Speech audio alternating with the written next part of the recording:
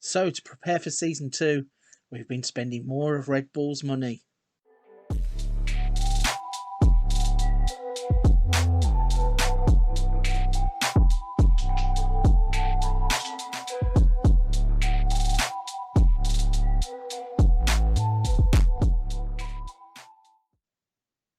Hello everybody, welcome back to the channel. I am frankly FM84 and this is the Roten Bullen, where we are currently out in Germany managing Red Bull Leipzig. As you may have seen me allude to at the start of the episode, we have been out and spent the money that was allocated to us for the second season, and in this episode we are going to show you exactly where that money has gone, how much money is left, and what it looks like as a squad and a lineup to begin the new season. But before we get into that, please don't forget to hit the subscribe and the like button to help the channel out. Leave any comments you have in the box down below. And if you're ready, I'm ready. Let's jump into game and show you exactly what we did with all that money. Okay then, so the first place that we want to start is obviously the transfers page. If we jump into the transfers and the transfer history, you can see that we have done a lot of business since you've been away. So we're going to run through the players that actually left the club first and tell you why. Starting off, unfortunately, with Marcel Sabitzer, one of our key players from last season and one of the most influential players at the club. Arsenal came along and they activated the £24 million buyout clause in his contract, which meant that we were powerless to stop him from moving on. Bit sad, really. Would have preferred to keep him, as we were using him really as an integral part of the team, and he was doing everything that we needed from him in terms of goals and assists, and we're really looking to try and replace him with a few of the players who come in. We also lost Conrad Lehmer, wasn't happy throughout the season, and a bid of 20 million came in for him from Bournemouth, so straight away we accepted that, and he has moved on. Hannes Wolf has left the club. He has gone to Borussia Mönchengladbach. He left for 8 million. I think that deal was already agreed before we took over. I'm not 100% sure, as he was out on loan last season. Upamecano completed his transfer to Bayern Munich. Again, another sad one that we'd rather have kept the player, as he was a building block for the club, but we are going to set about replacing him, and we'll show you with who in a second. We lost a few to free transfers here, none of which are very important. Marcel Holstenberg, he left the club. He has gone to Hoffenheim. He's a left back who was in and out of the side last season, rotating with Angelino. An offer came in for him of 6.5 million, and we decided to take that. And then for this season, we have also let Lazaro go out on loan. He is out on loan at Jan Regensburg, I think.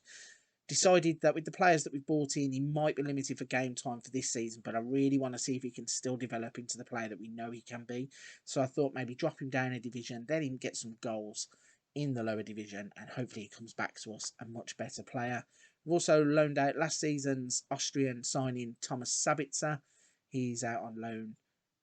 Where did he go? He went to Heidenheim, and then we let Sidi Sane, who's just joined the club, go straight out on loan to Erdingen, and he is going to be a player that hopefully develops, because looking at him, his raw potential is fantastic. So then the players that have come in to replace the ones that have left. So as you know, we had already signed Brazil. We had got Jose Marsa and Jaime Jardi. Sidi Sane had just come in, and then as I said, we let him go out. So we have signed Yeremy Pino.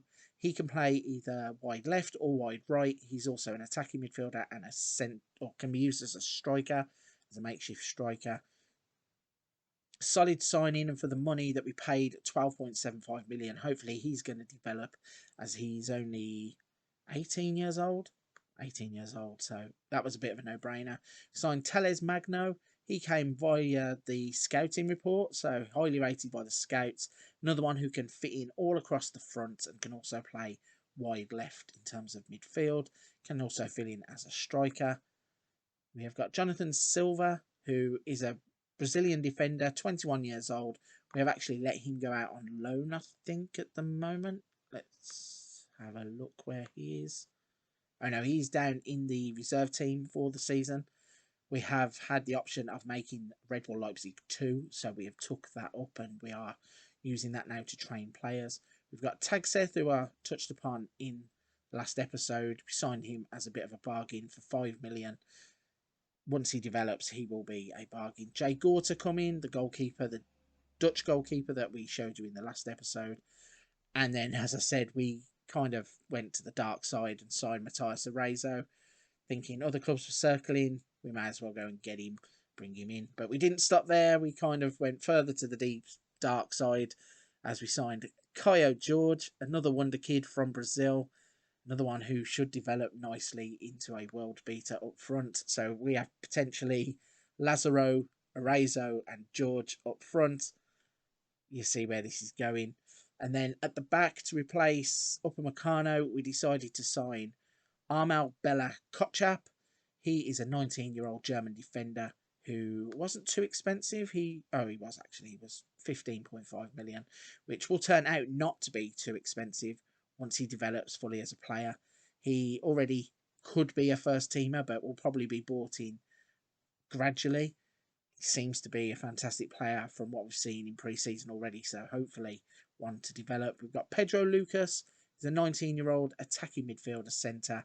Going to be playing a season down in the reserve team at first, as he's one that came through recommended via the scouts, who said that his standard of football needed to improve before he was put into the first team. And then we signed Antonio Rudiger. This is one that kind of fell into our lap. His scout was touting him about, saying that Chelsea wanted to move him on. We only signed him for 14.5 million, which I thought was a bargain. He's going to settle in at centre-back and replace Upamecano, no problem. And then the other players that are around him, whether it be Williamson or Armini or even Kotchap, who we signed as well, one of those will slot in and should hopefully form a central defensive partnership with him. And the last one we signed was a French attacking midfielder centre called Theo. He is basically a bit of a development project, 19 years old, came in on a free transfer, didn't cost anything, and hopefully we can develop him to be a bit of a star.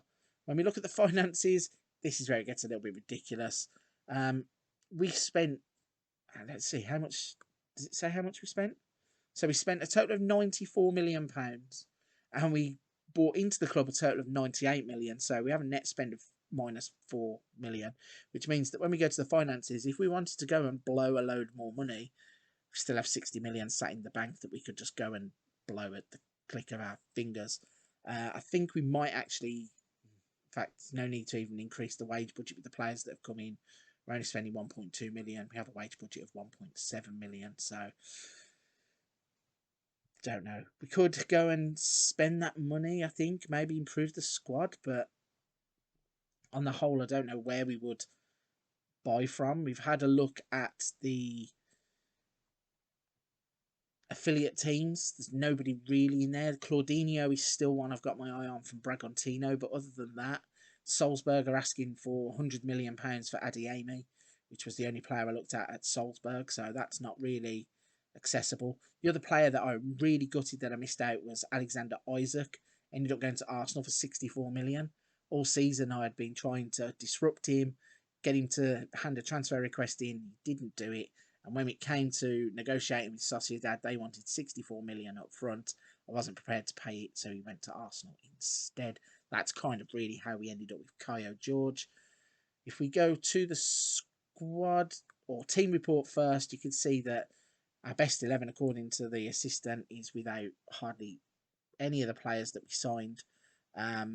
It's saying it's Galaxy, Angelino, Rudiger, Gvardiol, who's come back from his loan spell, Klosterman, Forsberg, Sobolai, Campbell, Olmo, Huang Chi, and Sorloth up front, which is a little bit strange considering the amount of players that we have just signed. But when we go to the squad depth, you can see now that we have pretty much players in every single position, and this is a strong, strong team. I think that once a few of the players who are lower in those lists start to develop and become first teamers overall, we are going to have a very strong, strong squad. The plan is to go and defend the Bundesliga this year, also to try and add the DFB Pokal, and of course the board want us to progress further in the Champions League too. What else can we have a look at? Let's have a look at the club vision. So then, in terms of the club vision, you can see that they are delighted that we play high-tempo pressing football. They are delighted we play attacking football. They are, oh no, sorry, very pleased that we're playing attacking football. Delighted that we're signing players under the age of 21 for the first team. I know Rudiger doesn't really fit in with that, but in terms of being German, homegrown, and a solid centre-back, he fitted all of those markers. And then in terms of maintaining the best youth system in the country, that's ongoing. They're reserving the judgment on that. They want us to be competitive in the Champions League. They want us to qualify for the Champions League through the Bundesliga. They want us to reach the semi-final of the DFB Pokal again. The Super Cup, they say, is not important, and that is going to be in the next episode. My contract then needs renewing, and we're looking at growing the club's reputation. So then they want us to continue to qualify for the Champions League and grow the club's expectation going forward. When we have a look at our manager's performance, we have been ranked a B. Last season's success remains fresh in the memory, and our appraisal of your current performance takes that into account. Then it says they're delighted with the financial aspects of signing Jeremy Pino. They are delighted with the financial aspect of the Theo signing, and also delighted with the financial aspect of the Huame Yardi signing. However, they are disappointed with the finances involved to sell Daniel Krasuke, David Lell, and also with the finances for Gabriel Brazao, which is a bit of a strange one because I think that Brazao is going to be a snip at the price that we paid. And once he develops, we can either sell him on if he can't dislodge the other two goalkeepers at the club out of their position, or we can just develop him to the point where he will constantly push those other two goalkeepers. When we have a look at the schedule then, to just give you a little clue as to what's been happening. So in terms of the pre-season friendlies, didn't do too well to begin with. Moscow, we lost at home. We then drew 1-1 with Zurich. And then we started to turn it up as we were getting further and further into the pre-season and gaining fitness. So we beat Winterthur 3-1. We beat PAOK 4-0, when I can remember how to talk. And Atalanta 2-1.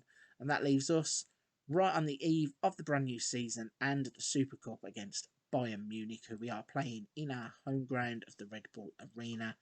We are then going to have, in the second episode, the DFB Pokal first round game against Bautzen, and then we will just build as we go through the season and try and capture all the highs and lows.